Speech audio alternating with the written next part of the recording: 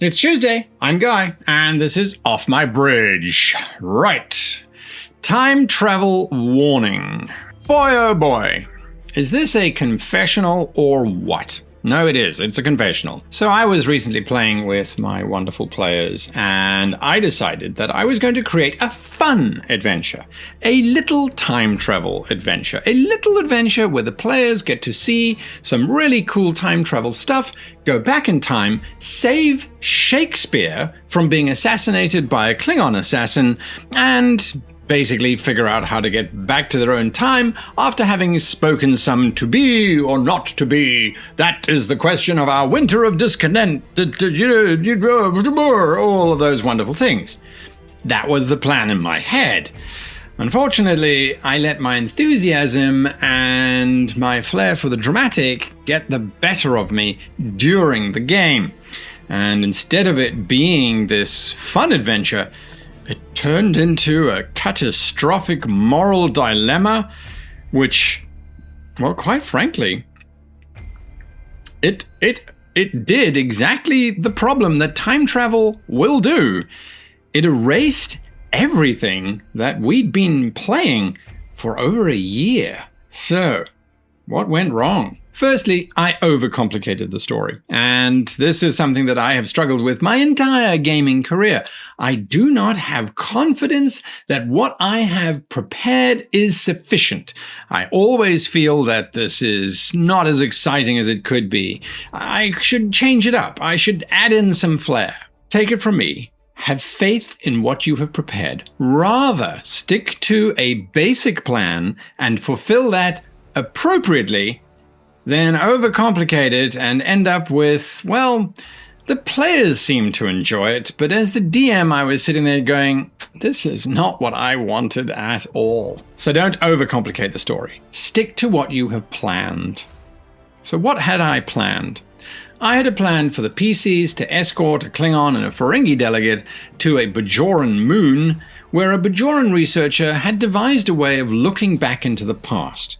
Not traveling back into the past, but looking back into the past. Of course, the Federation sends a delegate, which is our crew. They go, they're supposed to have a look at this machine, see that it looks back in the past, and think that everything is absolutely fine and wonderful. They then have a reception party on board, but they discover that the Klingon is not there. The Klingon has beamed down to the planet's surface mysteriously and has transported themselves back in time to attack Shakespeare. After all, Klingon is better in the original Shakespeare. The PCs realize that the Klingon has modified the Bajoran technology ever so slightly and have a window to send back just 3 of them into the past.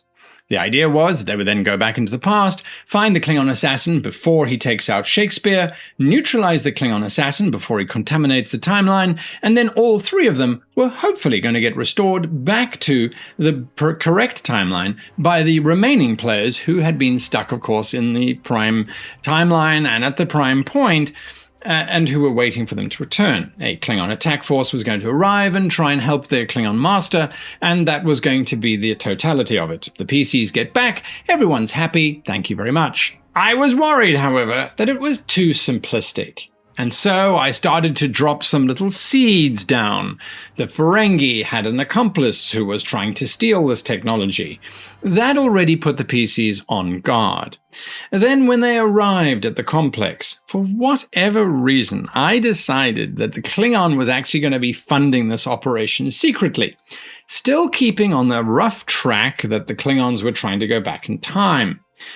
Unfortunately, one of my players postulated that perhaps this machine would allow them to go back in time to see what an arch nemesis that I've been setting up for them was doing at the time. And I thought, well, why not? But then I made the mistake of going, well, what if the arch nemesis was somehow involved in this entire thing? They weren't supposed to be. This was meant to be an interstitial adventure that was meant to just be fun. And that's where it went wrong. I then showed that the Bajorans had done something in the past, 1 million, 2 million, 60 million years in the past, which completely changed the timeline irrevocably. And of course, they were protected in their little time space because of a time bubble shenanigan. instead of my PCs then going back to save Shakespeare, they needed to go back and save the entire universe. And so my fun game became a moral imperative question. Do we go back in time and rewrite history, or do we allow history to play out as it currently has? Just because we know that time should be different, does that give us the right to go back and change time? Especially considering the incident that the Bajorans had erased was the creation of the Badlands. What this did was prevent Cardassia from ever occupying Bajor. Now the moral dilemma becomes apparent. Go back in time and cause the occupation to re-happen, cause the Dominion War to re-happen, or leave it as is and none of that ever happened. So that changed the entire tenure of the adventure completely. So that was my first mistake. My second mistake I've already alluded to. I underestimated the impact of time travel. I should never have allowed them to go further back than just the alteration of Shakespeare. But I allowed the technology to basically run away with me. Like the Bajoran scientist who invented the time travel machine, I just got greedy and tried to add in more and more and more details to make it feel as if this device was really powerful and really dangerous.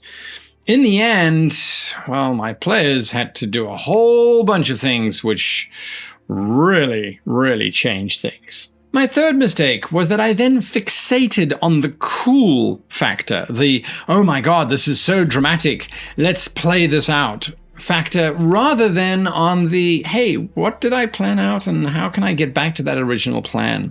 I blinded myself by this thing that was unfolding in front of me. My players kept going, oh my god, this is happening, this is happening.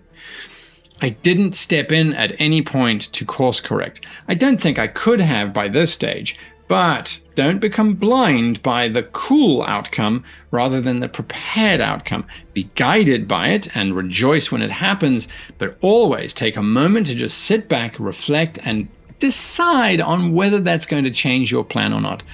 Most of the time, if your gut says don't change it, don't change it. My fourth mistake was that I then set up a very bad ticking clock. I had the universe slowly shrinking down, changing the timeline as the players were trying to solve this dilemma. So I was putting them under a huge amount of pressure, and that may or may not have clouded their judgment. I don't know if it did or not, but they then decided that the only way that they could fix this entire thing, rather than going back millions of years or going back to save Shakespeare, that they would simply go back to the time when the Bajoran scientists were first starting their research, and they were going to sabotage the research and have the two scientists, well, three actually, have the three scientists actually killed in an explosion that the PCs orchestrated. I turned my players into murderers.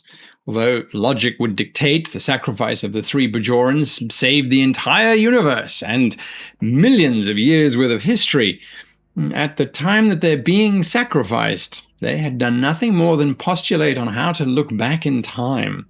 So they were very, very innocent at the point of their murder. But as I had put the PCs under so much time pressure, they really didn't have much choice to think of alternatives or to come up with different solutions. It reset the timeline to just before the Bajorans created this device. What that did, though, was that completely upset the apple cart in terms of timelines, because the Bajorans had been working on this project for 6 months beforehand. Those 6 months, the PCs had been running through the adventures that I had run last year at our last 3-day mega game. So it kind of went, well, your characters haven't done any of that stuff. One of my players even wrote a 600-page book based on those shenanigans from last year. That entire book was effectively nullified by them resetting the timeline. This didn't bode well for me, and I don't think it sat well for many of the players either. We literally just undid everything that we had done. I know that technically we hadn't. As players, we'd still experienced all of that kind of stuff. But it still was a bitter pill to swallow. What we ended up doing was having a little conference the next morning to say, all right, folks, this is what's happened. How do we fix it? So we inserted 6 months of downtime between our last sessions last year and the sessions of this year. so we didn't really lose too much in the timeline reset. The players were then encouraged to come up with narratives as to what they were doing during that 6-month reset, which I now realize, folks, we actually didn't end up doing. We got swept up in the next adventure, and I think we ran out of time at that point. So we managed to move forward. But it required a lot more fixing and tinkering than I would have liked to, and all because I got carried away trying to make it more complicated than it needed to be. Some of my learnings, or takeaways, if you will. Get straight to the hook. The more time you spend dithering around getting to that actual MacGuffin of the adventure, the more chances there are for you injecting things that are going to offset the entire thing, or even destabilize the entire adventure as planned. Jump in as quick as you can. Follow the rules of Star Trek. If the opening scene doesn't set up something interesting, well, what was that scene for then, if it was just waffle and ramble? Get into it as quick as you can. Use the NPCs as you planned to use them. Yes, you can add a little bit here and there, but before you do, make sure, and this is during the game, make sure that what you're adding doesn't take away from their core purpose. You know why they're there. You know what their function is. If you are adding in a backstory or a personal moment, make sure that it continues to support that position and it doesn't change it ethically, morally, or technically. That's very important. If the PCs take someone prisoner, let them explain exactly what's happened. After some questioning, let the PCs do some social conflict, let them work through it. But if they get to a point where the prisoner is pretty much ready to crack, give them the information. Don't try and hold back. Don't try and be obtuse. Don't try and be ambivalent. Let them know what the plan is. The more you obfuscate what's actually going on, the more chances are the PCs are not going to get there. Yes, you might be smart and outwitting the players, and they might look as if they're enjoying the puzzle, but sometimes solving the puzzle is more of a reward than actually doing the puzzle. And that's something to remember, especially if you're like me and you like to complicate things. Don't get too smart. You're not that intelligent. Just stick to the script. Stick to what's there. Embellish a little bit, not overly so. A short but well-finished adventure is better than a convoluted, complex thing that eventually ends. Always. Never be afraid to go, well, I finished the adventure early. Hey, that means we have time for another adventure. Rather than, oh, this big tangled mess is now just a mess and we don't actually want to carry on playing. Trust me, folks, shorter, simpler is better. Never be afraid to ask your players, by extension of their characters, ethical questions. Ethical dilemmas are a staple of Star Trek and what we stand for. Don't be afraid to put them in situations where they do have to make ethical questions. Just bear in mind that, well, it might just be an outcome that you're not prepared for. You're going to have to think about how to accept it. This was one of the main reasons why we re-looked at the entire leveling process. This entire adventure was filled with the PCs making the right choices for the situation, but the wrong choices in terms of following Starfleet mandate. As the leveling rules were written, all of the characters received reprimands pretty much for their activities, or were skirting very close to getting those reprimands. It was tough. It really was tough. That's it from me for this week. I hope that you have learned lessons. I know I certainly have, but my players still want to keep on playing, so I obviously did something right, which is good to hear, because I really enjoy playing with all of them. I wish you all long life and happy gaming.